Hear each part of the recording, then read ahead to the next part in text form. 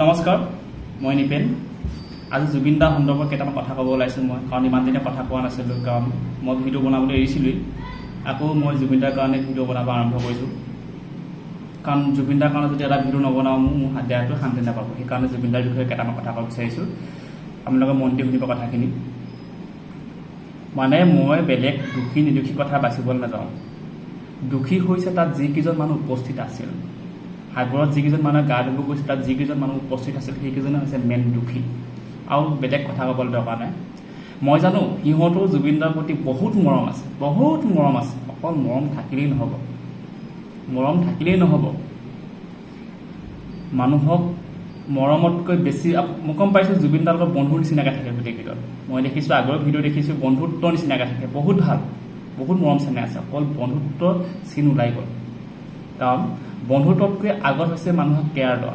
এজন বন্ধু যদি বিপদত পৰে সেই বন্ধুজনক উঠাই নিব পৰাটোহে মেইন বন্ধু।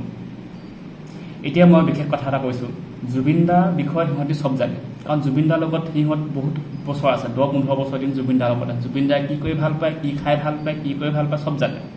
আৰু জুবিন দাৰ কথাখিনি জানো, জুবিন দাৰ বিষয়ে ময়ো জানো। জুবিন দা এজন সৰু ল'ৰাৰ নিচিনা, মতালি যিকোনো কাম কৰিব বিচাৰে জানিছোঁ, কিন্তু বাধা দিব পৰাটোহে মেইন কথা। জুবিন দা হৈছে আমাৰ এজন অসমৰ সম্পদ। সেই অসমৰ সম্পদজনক হেৰুৱাই আমি কান্দিছোঁ। এজন মানুহৰ কাৰণে আজি গোটেই ভাৰত, গোটেই ৱৰ্ল্ড কান্দিব লগা হৈছে জুবিন দাক হেৰুৱাই।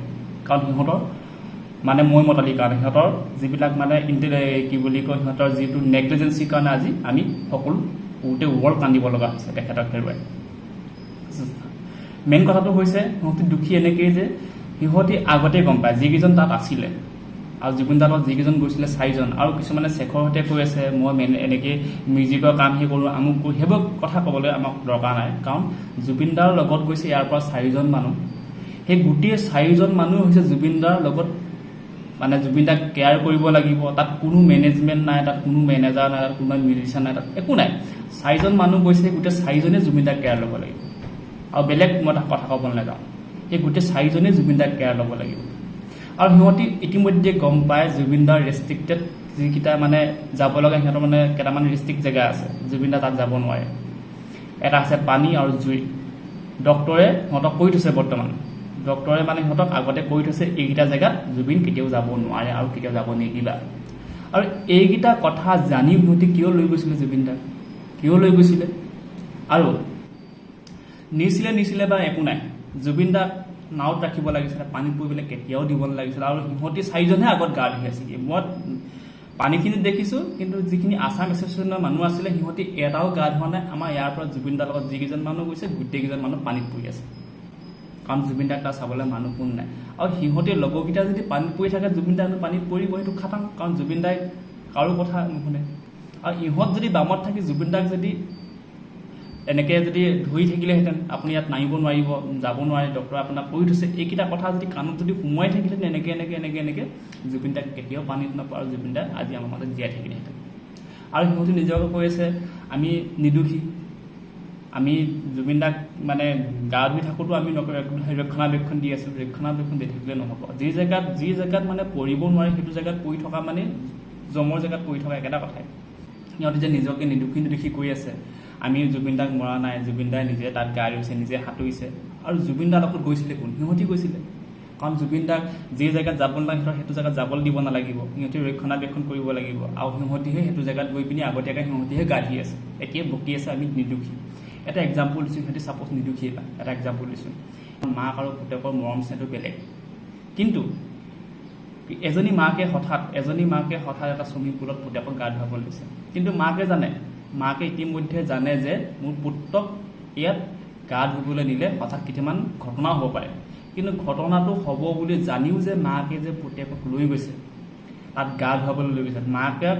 মাকে বামত থাকি পুতেকক গা ধুবলৈ দিছে, মাকে বেলেগ ফোনত ব্যস্ত হৈ আছে, বেলেগ মানে অন্যমনস্ক হৈ কাৰোবাৰ লগত মানে কিবাকিবি মানে কেয়াৰ মানে নেগলিজেঞ্চি কৰি পিনি পুতেকক তাত গা ধুবলৈ দিছে, ই বেলেগৰ লগত কথা পাতি আছে। হঠাৎ পুতেক ঢুকাই গুচি গ'ল, তাত দায়ী কোন হ'ব? মাক হ'ব। অফক'ৰ্চ মাক হ'ব, কাৰণ মাকে ইতিমধ্যে জানে পুতেকক এইখিনি জেগালৈ নিলে পুতেক যে কেতিয়াবা দুৰ্ঘটনা হ'ব পাৰে। সেই ছেম কথা, দুৰ্ঘটনা হ'ব বুলি জানিও সিহঁতি কিয় জুবিন দাক তালৈ লৈ গৈছিলে? মই জনামতে মাইকেল জেকছনত যিকেইজন মানুহ চোৱা চিতা কৰিছিলে সিহঁতৰ নেগলিজেঞ্চিৰ কাৰণে মাইকেল জেকছন মৃত্যু হৈছিল। কিন্তু মই জনাত এতিয়াও সিহঁতি জেইলত আছে। মাইকেল জেকছনৰ লগত যিকেইজন মানুহ আছিলে, মাইকেল জেকছনত যিকেইজন মানুহ চোৱা চিতা আছিলে, সিহঁতৰ নেগলিজেঞ্চিৰ কাৰণে মাইকেল জেকছন ঢুকাইছিলে, কিন্তু সিহঁতক ইতিমধ্যে জেলত ৰখা হৈছে। সেইটোৱেই অকল জুবিনদাৰ টকা, সা সম্পত্তি, পইচা পাতি অকল লুট কৰিলেই নহ'ব। যিজন মানুহৰ পৰা আপোনালোকে চলিছে, যিজন মানুহৰ পৰা আজি কি বুলি কয় শেখৰ হৈছে, যিজন মানুহৰ পৰা আজি মেনেজাৰ সেইটো কি সিদ্ধাৰ্থ নে কি সেইটো হৈছে, আকৌ সেই মানুহজনকে তহঁতি নেগলিজেঞ্চি কৰি পিনি মানুহজনক মাৰি পেলাইছে। 1 নম্বৰ মানে তাত যিকেইজন মানুহ আছিলে, 1 নম্বৰত কৈছোঁ আমাৰ ইয়াৰ পৰা যিকেইজন মানুহ গৈছিলে 4জন নে 5জন লগত গৈছিলে, সেইকেইজন 1 নম্বৰত দোষী। আৰু 2 নম্বৰত হৈছে তাত যিখিনি নাওত হাঁহি টিঘিল গিলাই মানে এনজয় কৰি পিনি আছিলে, সিহঁতি পাহৰি গ'ল জুবিনদা কি মানুহ। সিহঁতে ভাবিলে জুবিনদা সিহঁতৰ নিচিনা এটা মানে আৰু সাধাৰণ মানুহ, আৰু আমাৰ লগত আছে খেলি, আমি খেলি থাকিম, একো নহয়। জুবিনদাই দেখুৱাই থৈ গ'ল। সিহঁতি গম নাপালে জুবিনদা কেনেকুৱা এজন মানুহ আছিলে। জুবিনদা হৈছে অসমৰ এটা হীৰা মঠু আছিলে, হীৰা আছিলে। সেই হীৰাটোক হেৰুৱাই আজি অসম নহয় গোটেই ভাৰতৰ গোটেই ৱৰ্ল্ডে কান্দিছে।